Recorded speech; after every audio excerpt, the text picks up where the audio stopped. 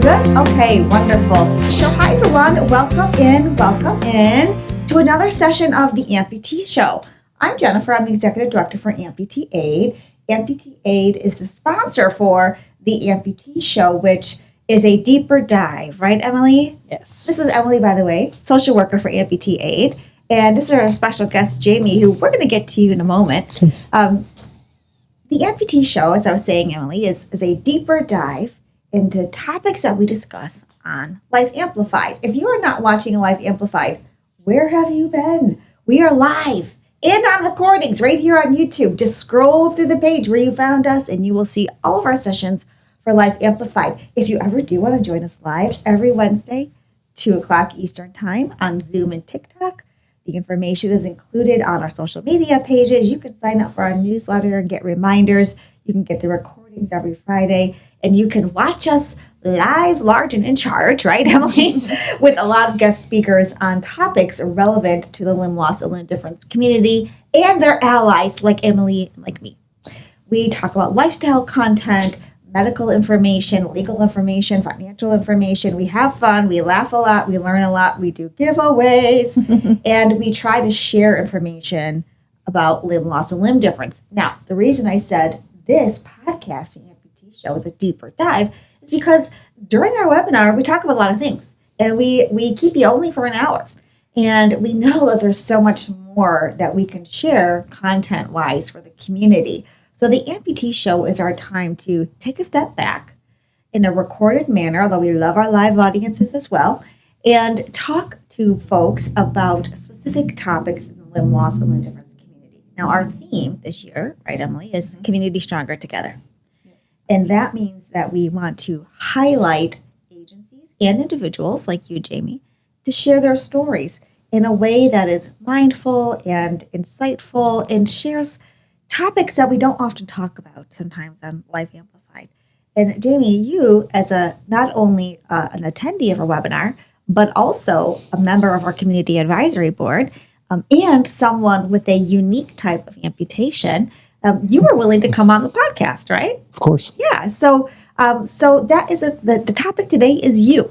Emily, as we're kind of shifting into talking with Jamie, tell us a little bit more about Jamie. So Jamie, he's coming to us from Chicago, flew in a couple nights ago. We've been showing him around Pittsburgh, but he's an accountant and he's been so for over 30 years, and just 2 years ago started his own practice. So yeah, so very fiscally responsible. Yeah, and we'll be talking about that too, because sometimes, well, actually a lot of times on our webinars, people ask about what does it mean to be self-employed? What are ways that I can make additional money? Now, your work is not your, quote, side hustle. It is your full-time hustle. Yes. I don't know if we should say hustle for an accounting person, but okay. But and we'll talk about that because that interacts with your journey, your recovery, and your whole life story, naturally.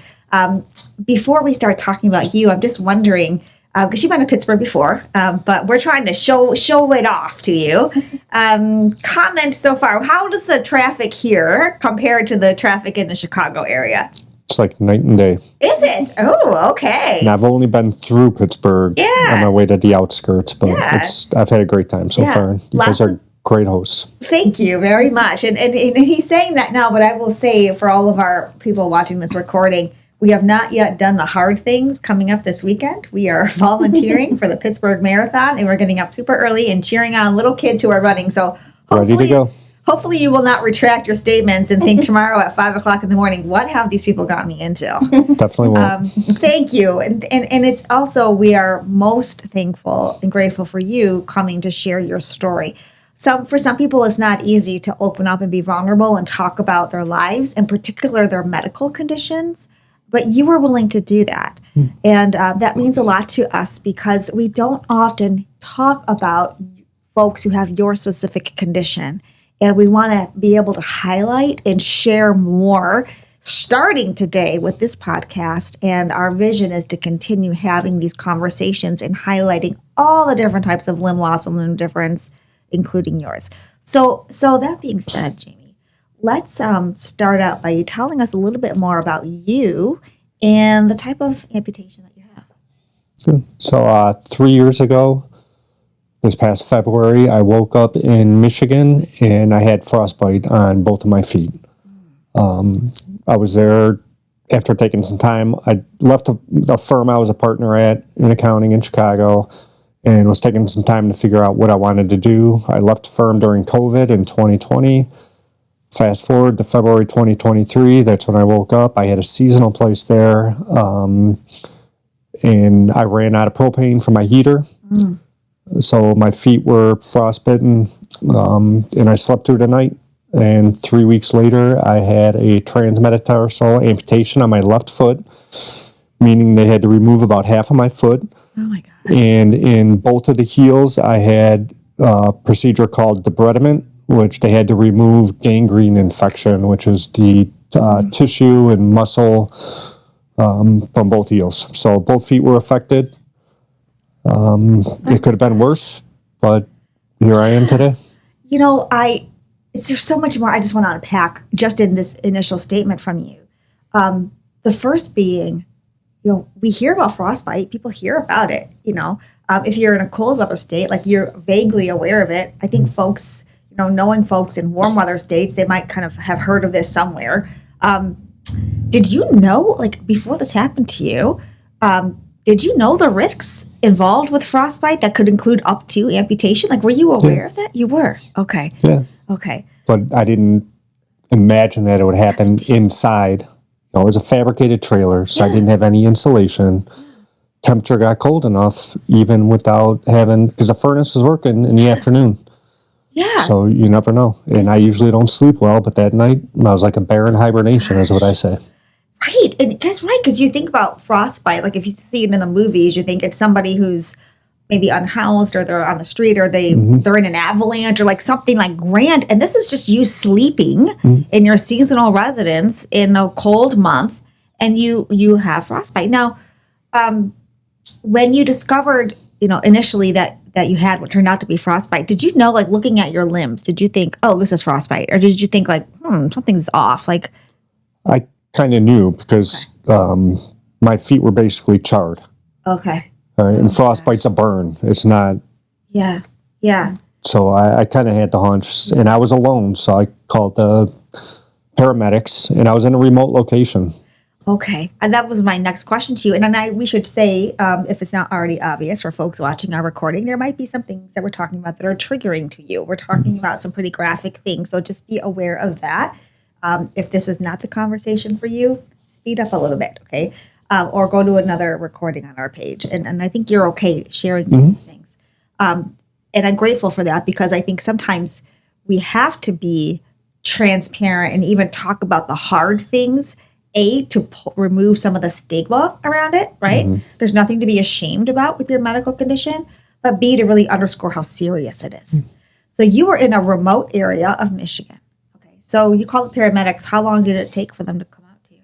About a half hour. About a half an hour. I'm just trying to picture like what was going through your mind at that time.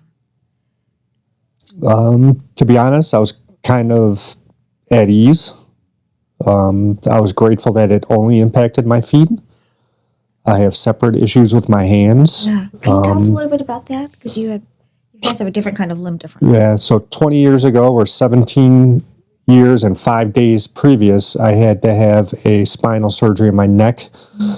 I was having issues with my spinal cord, and it was causing nerve and muscle damage to my hands. So my hands kind of clawed. That was like a year-long process to be able to have that operation. They initially thought I had ALS or Parkinson's disease. Interesting. And a lot of people think I still have that because I'm on a cane now because of my feet, because my balance isn't that great. Yeah. But, you know, I'm back to doing as much normal things for me as I can, and I've adapted. Yeah, and we'll talk about that in a little bit because, you know, and I don't want this to sound ableist, but from an outsider's perspective, you're still living your life. You know, you're self-employed, you're emailing, you're going on trips, you're doing all the things in a different manner. We'll come back to that in a little bit. Well, and a lot of new friends I've met in this community or family, we like to say we're differently abled, not disabled. Yes. My grandmother would be very happy about that. Now, I will say, you'll see on some recordings here, people have differences of opinions on terminology. Totally fine. Our perspective is you use a term that you like. And if that's what you say, then that's what you say. Right. So going back to kind of painting the story here of your initial injury, your initial frostbite. So you called the paramedics. It's about half an hour for them to get there. You're at ease. But, and you had previously had experiences with limb difference with your hands. But did you know anybody who had limb loss or had something similar to what you were experiencing? Yeah. You did? Yes. Okay. All right. That's a question we ask a lot of people is like, did you know somebody who was like this, or was it completely new to you? So the paramedics come and get you, and then they take you to the hospital, I assume. It was a local hospital. Okay. I kept asking them to take me to a regional hospital. They didn't have a cardiac or maternity unit there, but they thought because they were in communications with the regional hospitals that they'd be able to treat me. Were they? No. No. So what happened? Fast forward 2 weeks, my parents picked me up, took me to Chicago, to University of Chicago. Immediately got admitted. They knew I was going to have some level of amputation, but they weren't going to be sure until they got into the operating room. And they didn't know if it was going to be on both legs, both feet, what was going to happen.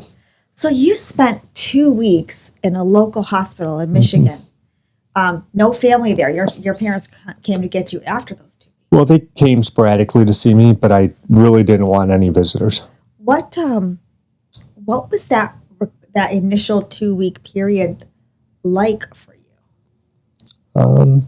It was kind of thinking back to how active I used to be. I was an avid runner in high school and junior high. I could have ran in college, but I didn't. I always wanted to run a marathon. Ironic, I'm here for the Pittsburgh Marathon, but and I'm not running it. Yeah. But yeah, I was thinking back about that and how my life was going to change. Okay. Yeah, I would. It's a lot. It's a lot to take in. Man. So your parents come and get you. They take you back to the Chicago area where you're from. You go to University of Chicago. Yes. And how long were you there before the decision was made to proceed with the amputation? They knew that night that I was going to have an amputation, but I had to go. I have some heart issues and some other medical issues, so I had to get clearance to be able to go through a major operation like this. So it's kind of weird. I woke up on that. It was a Monday. 2 weeks later, it was a Monday or Tuesday. I got discharged from Michigan, checking the University of Chicago, and then it was a Monday that I had the amputation. And when you had the amputation, did they start with just the front part of your foot, or was everything done at once, or have you had revisions? It was all done at once. I might have a revision coming up, but I still remember getting wheeled into the operating room, and the surgeon said, "You understand, we don't know if you're going to wake up and have both legs amputated up to the knee, above the knee. They just can't tell how far the infection is spread." Okay. And I remember my dad was diabetic, and as I was getting wheeled in, he was also saying, "This is supposed to be me," because he had neuropathy in both of his feet from diabetes. And I have a lot of friends now that was their situation. Yes, that was my grandmother's situation. Yeah. So I'm just thinking of like, you're getting wheeled in for this surgery. You hear your dad say that. It sounds like it's like I don't want to say guilty, but there's this feeling of, I wish that I were in the place of my son. With both of my surgeries, my parents said that. Yeah. They said it's not supposed to be your kid going through it. It's supposed to be them. And how many years ago was this again? It was 20... 3 years and 2 months. Okay. So you go in and you're like going into this, and I'm imagining you're getting ready to go under anesthesia with the knowledge that you might have just your feet. It might be below knee. It might be above knee. And it's just like, okay, like, what do you say to that? When a doctor says, we don't know how far we'll go, he's not like, thumbs up. Like, what do you say, if anything? I just said, I'm ready for it. You're ready for it. Like I said, it could have been worse. It could have impacted my hands. Right. It's, I've been through some issues, so I was ready for the next battle. And I know, obviously we can't give medical advice, but was your understanding that if you did not proceed with the amputations, that the infection could spread further? Definitely. Okay. So it was either this or potentially pass away? Was that kind of the... Yeah, well, and because it was in both heels as well, the infection could still be lingering and come out at some point. And that's why I'm talking to doctors about potential revision. Okay. Which is separate from the infection still being there. It's more to alleviate or reduce some of the pain that I have in my foot because of the amputation. How long were you in the hospital after the amputation? I remained after the amputation for about 2 weeks, and then I went to a inpatient rehabilitation facility for 2 weeks. And what was that like during that kind of initial rehabilitation period? I looked forward to going and meeting with the physical and occupational therapists. I got to meet other patients for various reasons. It wasn't just amputees. And I looked forward to going there and working and seeing how much better I could become with the situation I was given. We spend a lot of time on our webinars and in our podcast talking about the fitting process, sockets for lower extremity and upper extremity amputees. Your situation is a little bit different with the type of devices that you have. Yep. So could you spend some time educating our viewers about what kind of assistive aids, we see one assistive aid, and devices that you have for someone with your type of amputation? So for the first year and a half, I didn't have any devices until the swelling in my feet went down. So after about 6-7 months, I'll just say they're basically Dr. Scholl's shoe inserts. And then there's a gap, they call it a filler, from the front of my shoe to where my nub or the difference in my limb is, so that my shoe doesn't just flop around when I'm walking. I see. I had that for a little over a year, and then I got this device. It's called a Spry Step. Spry Step. Okay. It's just a brace that goes around my calf, as you can see, and then there's a metal or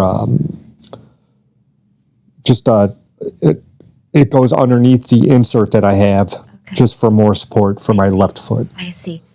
And what was the learning curve in using the Spry Step and the inserts? Was it kind of like, oh, put it on, and I don't want to trivialize this, but was it just like we referenced Dr. Scholl's, and I'm thinking this is not as simple as getting the Dr. Scholl's insert from the grocery store, popping it in your shoe, and away you go, right? There's a learning curve. So help viewers understand kind of what is that learning curve or adjustment like when you go from nothing to using devices like this? Yeah, I mean, even the inserts in my shoes were measured specifically to my feet. I stepped into them like it was a molding, like you're getting a mouth guard or something like that.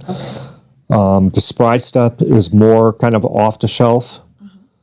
But a week ago today, I got another new device. I forgot the exact name of it, and it's somewhat similar to this, but instead of it bowing out for the brace, it's right up against the back of my foot. I see. And it cuffs around my foot for more stability. And this is more for adaptive sports. Okay. And be more active. And then the shoe insert, it's all built into one piece instead of a couple of different pieces. Yeah, because what you have now, there's the insert and then the Spry Step is separate. Right. Okay.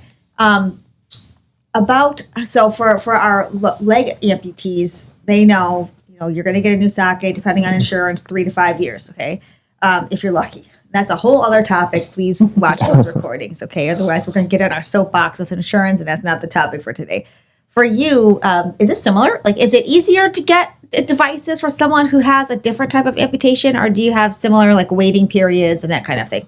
Well, it's always a waiting period between getting approvals from insurance, the different measurements depending on the device. Like I said, the Spry Step, I could basically get off the shelf, but because I was waiting for insurance, because this isn't cheap either.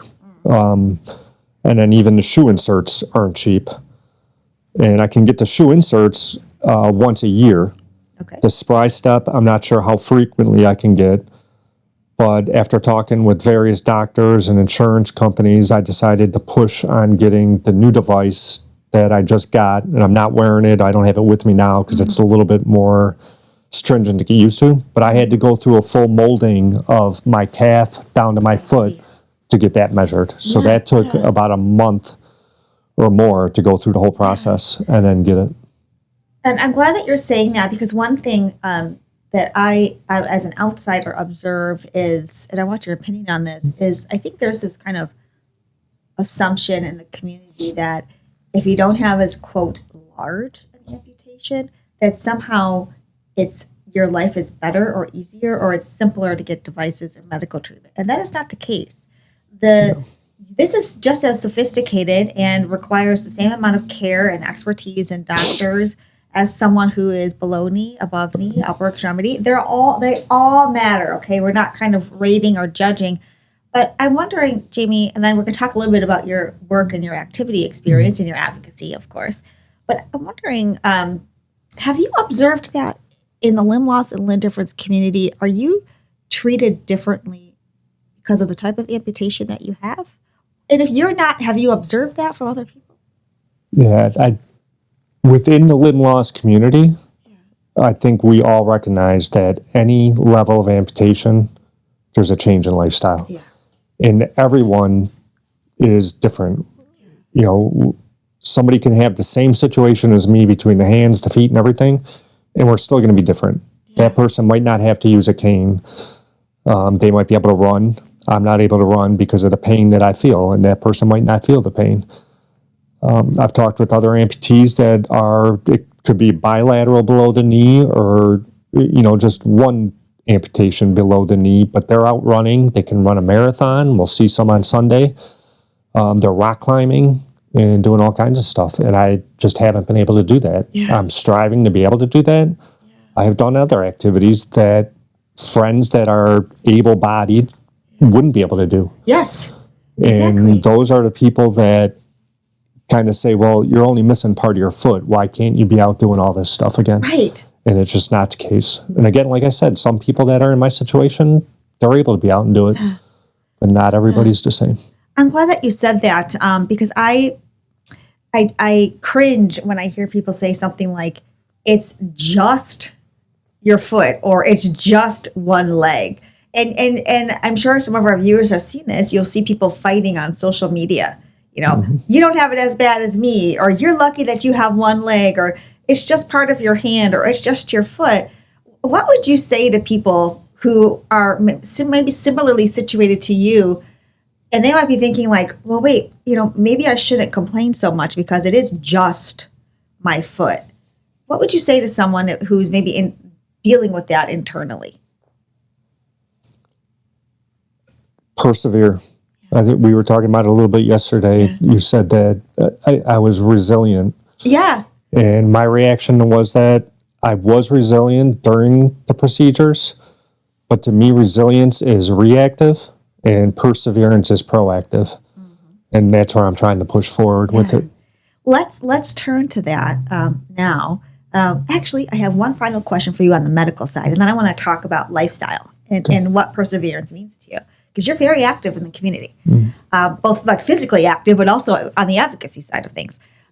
What for someone who is similarly situated to you with this type of amputation, what is the average kind of medical routine like? Like, do you have 6 months checkups? Do you have to go get adjustments like folks who are leg or arm amputees? Like, what is a kind of quote? And again, everybody is different, okay? But if you had to say what an average or general schedule of care is, what would that look like? I don't have to go for adjustments because the orthotics I have, they're just not adjustable unless you get a whole new fitting. Got it.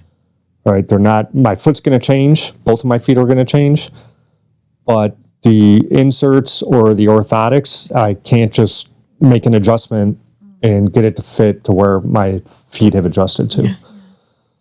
So if I see a big difference, I'll go back to my orthotist.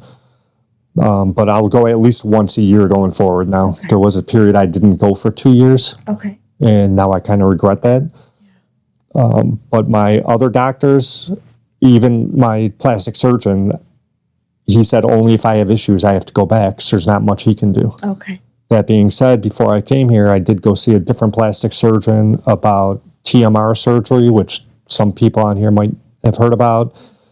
It's targeted muscle reinnervation, which they can do during your amputation, but my doctors unfortunately weren't able to, but they did a great job with what I have, and they recommended I go see this other doctor. And it'll just be to try to reduce or eliminate the pain, since I have nerves that aren't connected to anything, and they just trigger reactions. Yeah, so we hear with our leg amputees in particular that they experience phantom limb pain. Yes. And you, as a foot amputee, also experience phantom limb pain.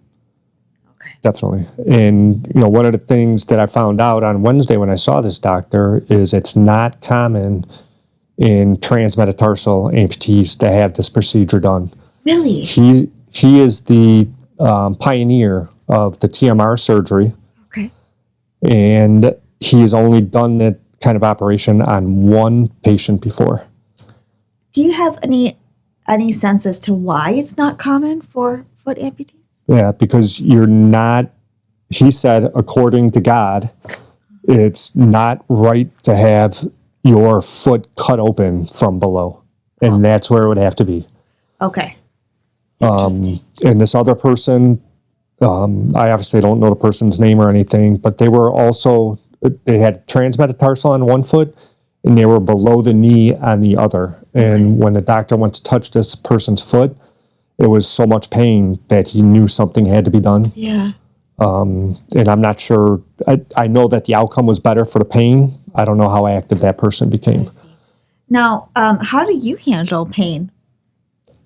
To be honest, I've kind of taken myself off of my pain medicine because I don't notice a difference between when I'm on it and when I'm off. I see.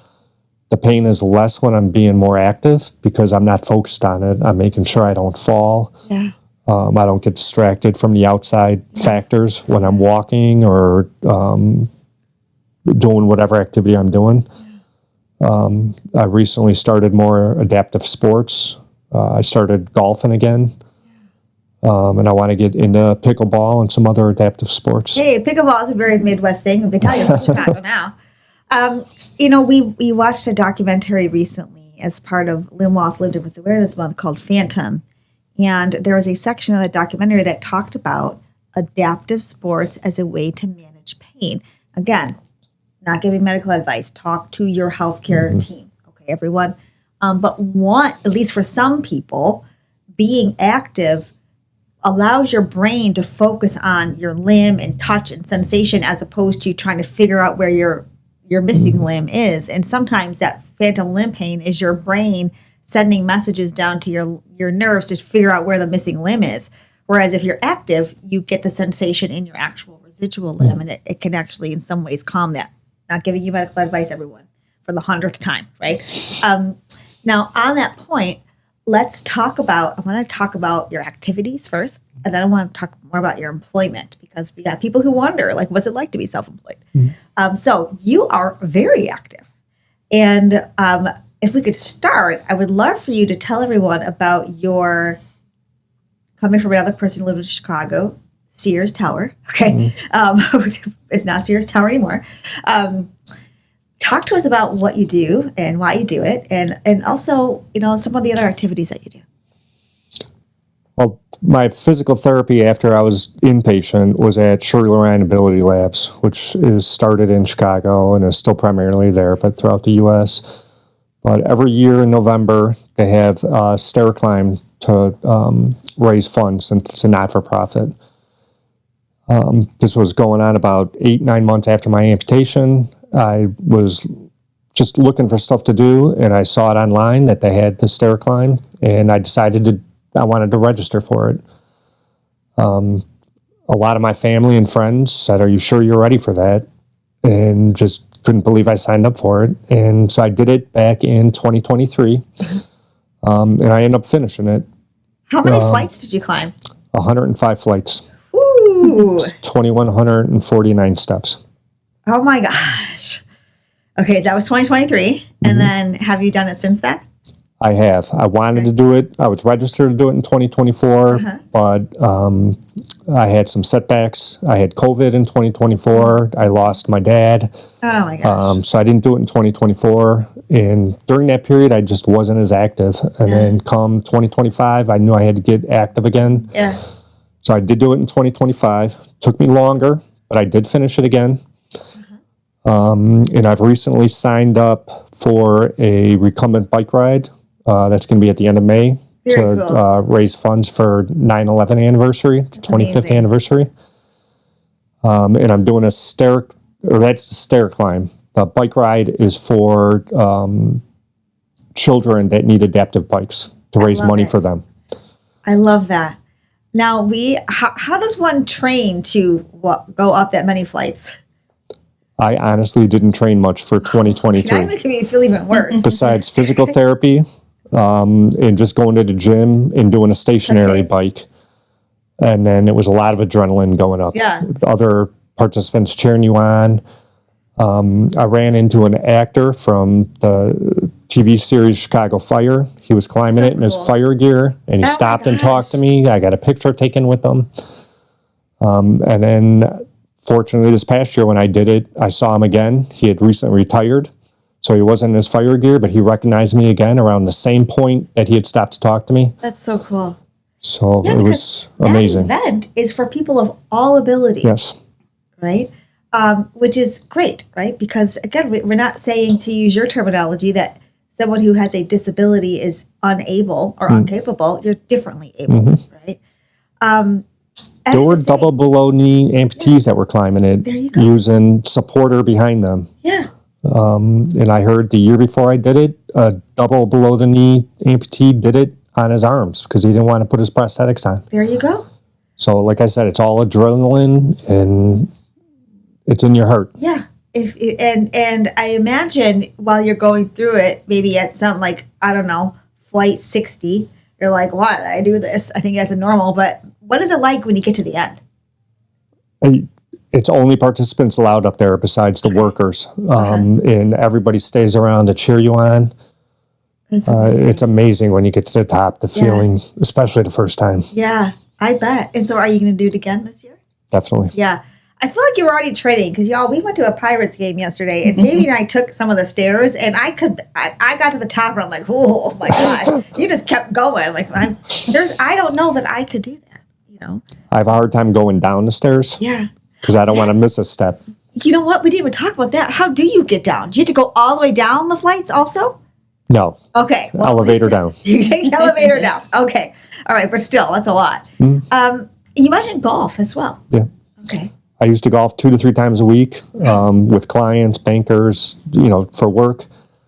And then in 2020, when I left my firm, I had my place in Michigan. I was spending all my weekends out on my boat there. So I really gave up golfing, wanted to get back into it. I did it in August. I played in a scramble in August of 2023. I hadn't picked up a club in 7 years or so. Had a lot of fun, but hadn't done it again since, and now I'm getting back every Monday night for 5 weeks. I go to an adaptive golf clinic at the local driving range, and I'm getting all my grips redone to be adaptive for my hands, and I feel much more comfortable hitting the ball. Yeah. And I'm hitting it straighter than I ever have and more consistent. Are you a lefty or a righty? Righty. You're a righty. I'm told I'm a lefty, and I think but I'm a right-handed person. I think I'm just not as bad with left. That's what I think it is.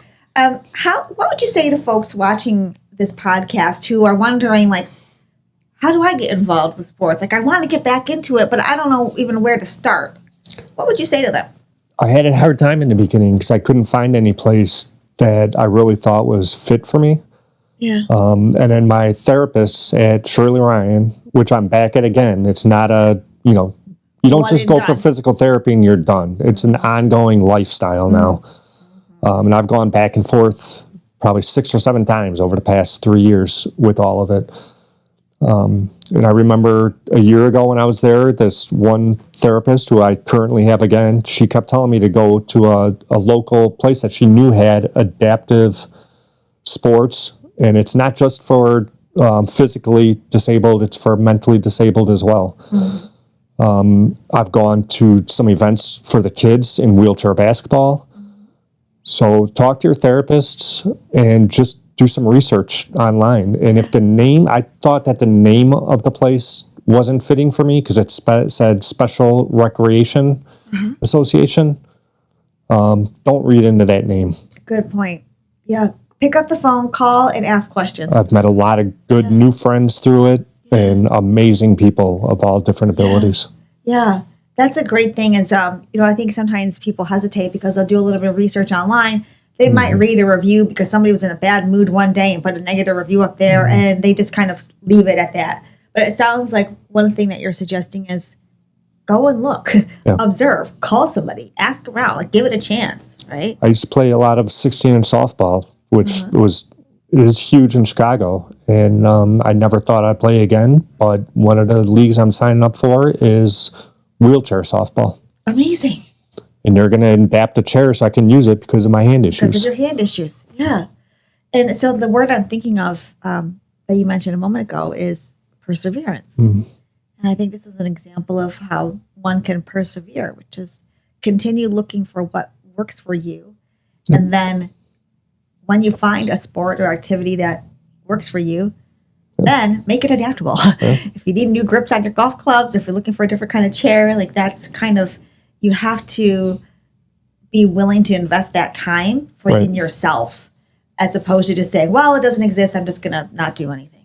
Well, and I thought I should play different sports that I can do walking or standing because, I'm not restricted to a wheelchair. Yeah. But with the people I've met, and it's just the ambiance and the crowd that you're around, it's a different environment. Yeah, yeah. Now, you mentioned your professional background a little bit, and I'm wondering if you could transition to that. Sure. Because you were with the firm for a while, and then you had kind of ended your time with your firm around the same time that you got frostbite. It's 3 years earlier. 3 years earlier, okay. And now you are self-employed. Yes. So what was that journey like? Did you intend to become self-employed? Well, between 2020 and 2023, I was just trying to figure out what I wanted to do. I knew that with my anxiety and other issues, it wasn't the right fit for me. Great firm, and they treated me great when I left. But it just wasn't going to move forward the way I wanted it to. And I thought I was going to relocate to a smaller city in Michigan. This happened, and I started out by helping a friend who's a financial advisor and helping him with his clients do their tax returns. So I decided to start my own business, still helping him out and trying to grow my own practice. And it has really snowballed over the past 6 to 8 months this year. Yay! We love that. And it's been amazing. It's working with clients I want to work with, helping young entrepreneurs grow their business and start their business. So cool. Instead of them going to large firms and, getting Lost in the mix. Exactly. Yeah. Exactly. Yeah. And so what specifically do you do? Tax returns, any complexity, any type of corporate return or personal return. I also do bookkeeping, financial statement preparation, financial statement consulting, internal control consulting, general business consulting. I don't specialize in any one industry, which has been my background. I've dealt with not-for-profits, very large not-for-profits, manufacturing, distribution, publicly held companies. Yeah. I've done initial public offerings, so I got a pretty diverse background. See, you're the kind of person that I would want because you're approachable, and we don't want to have like the stuffy, closed, buttoned up kind of accountant person who you're afraid to ask questions to. Like I feel like if I had to come to you, not that this happens at Amputee Aid, but like if with my shoebox full of receipts, you would not judge me, at least not to my face. I deal with that now too. Yeah, so you're very approachable, but also you have had a lot of exposure to different industries and different topics within those industries. So if I want someone who's going to issue spot, again, not that this happens at Amputee Aid, but if I wanted someone to issue spot, like you might be making a mistake here, or we could correct this. You've had a lot of exposure from your experience to be able to really help people, especially those young entrepreneurs. That's how I've grown my business too, because it's based on referrals from those kind of clients. We've had folks on our webinar like wonder, how can I get started being self-employed? I think it's safe to say you're not an overnight success. No. You are successful, but it's not like you just put an ad on Facebook and then suddenly all the clients are calling you. So in some ways you also have to persevere with your self-employment, right? Definitely. What is that process like for you? Like if you're marketing and looking for clients, what is that like for you? I initially hired a marketing firm to develop my website. I overpaid for it. I ended up taking it down. And my website says under construction now. And I was going to revamp it on my own, or rebrand it is the term I'm using. And I haven't even been able to get back into it because since October, November, and even through tax season, and this week I've picked up new clients. Hey, I love that. It's word of mouth. And it's how you're approached. Yeah. There's something to be said about when you can get business from referrals. That means you're really doing a good job. You don't have to have all the bells and whistles, and we'll get the website taken care of. I got a contact for you who's also an amputee. That will be an amazing connection for you. Great. But when you can get referrals for your business, that means you are really trusted and well-liked with what you're doing, because somebody trusts you not only to do their work, but they're trusting you with their friends and family, And I've gotten some great referrals. One's a physical therapist that was with the NBA team and just recently is moving out to be with one of the New York NFL teams. Hey, okay, I haven't even met her in person. We would potentially like, with it, so long as it's not a conflict of interest, potentially like to maybe possibly know that person who may be able to help folks at Amputee Aid. Just floating that out there. Okay, so if you're that person watching this podcast, hi, call us. Okay, we would like to know you. I have 3 mental therapists. And I recently met with a new client. I did her tax return for 2024, but I didn't meet her. In 2025, I met with her. And about 6 months before that, she became she had to have one of her toes amputated. There. See, again, you can connect with folks on so many different levels. Well, this kind of goes back to what we were talking. She said, I only had a toe amputated. Right. You had part of your foot amputated. And I said, but we can both commiserate because we both have balance issues. Yeah. One toe is a big deal. Yeah. One finger is a big deal if you're active with your hands. Yeah.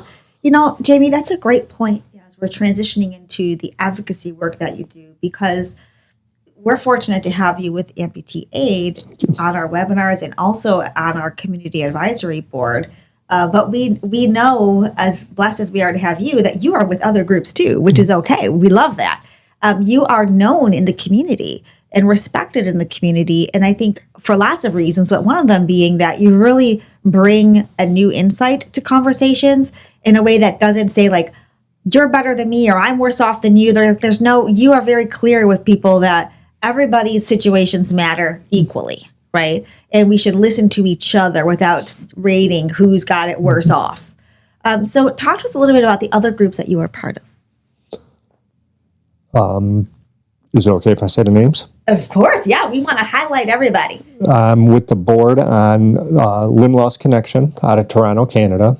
It's another group that's very new over the past year or two.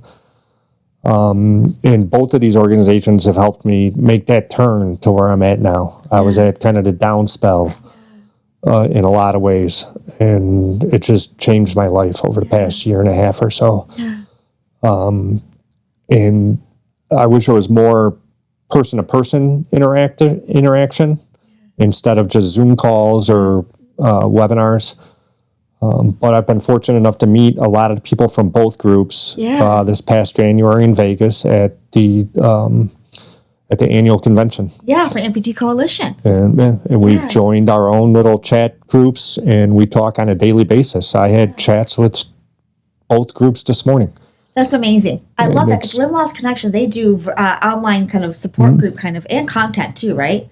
And content. And this past weekend, they lit up one of the high rises in Toronto and had a fundraising event there. I wish I could have gone to it, but that is so hopefully cool. next year. Hopefully next year, yeah. We would love to go too. Limb Loss Connection people, invite us. I wanted, because I heard about that. Lighting it up orange for Amputee Awareness Month, Limb Loss, Limb Difference Awareness Month. That's amazing. So, and where could one find out more information? Is there a website that folks can go to? Limbllossconnection.com. There's a hour and a half support call every other Sunday. Awesome. You just got to apply to be in, go through the credentials like any other website and support group. Yeah. But yeah, it's very supportive and a great group of people. Yeah. And I think sometimes you're also part of Lynn's group, Amputees Preparing Amputees for Life as well, right? Yeah. Yeah. So tell us more about that group.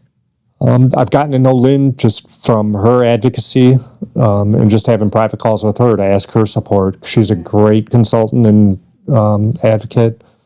She understands a lot of different variabilities with limb loss and limb difference. Yeah.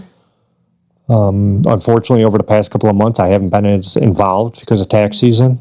Sorry, Lynn, he'll be back. Definitely. But there's a lot of synergies between these three groups and others that I'm less involved in, but try to catch them online. Yeah. And there's a lot of overlap with the groups and the members of each group. Yeah.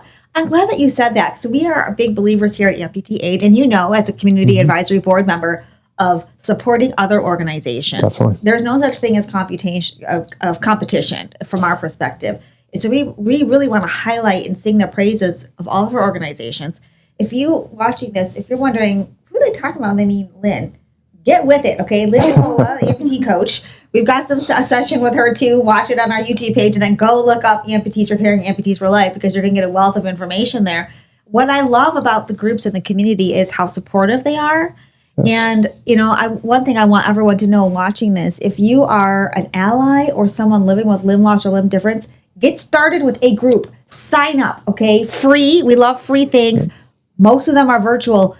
Sign up for one. And if the vibe is off for you, sign up for the next one, right, Jamie? Because there's lots of them. And there's a lot of specialty groups on Facebook. There's a specific transmetatarsal support group, which I'm part of. Yeah. But some of the best advice and best friends I've grown with have been people that have different levels of amputation. Yeah. And they don't give the medical advice, but they say, I've tried this and it worked for me. It might help you. Yeah. Yes. Ask the questions. Listen and don't be afraid to ask questions. Definitely. Right, Jamie? Definitely. Yeah.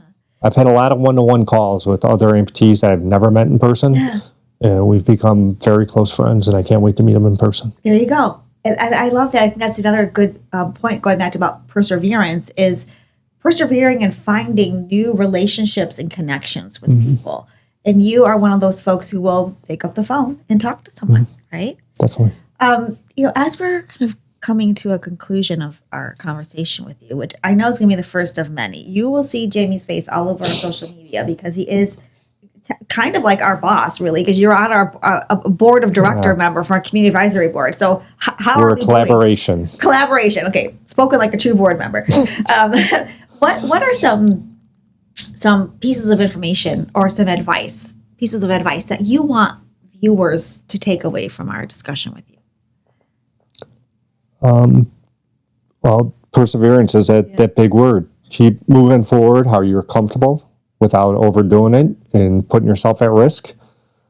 Talk with others. It doesn't have to be at the same level of amputation or even with an amputee. I just recently met a couple of young girls that have a muscle degenerative disease. And I met the two girls through their parents.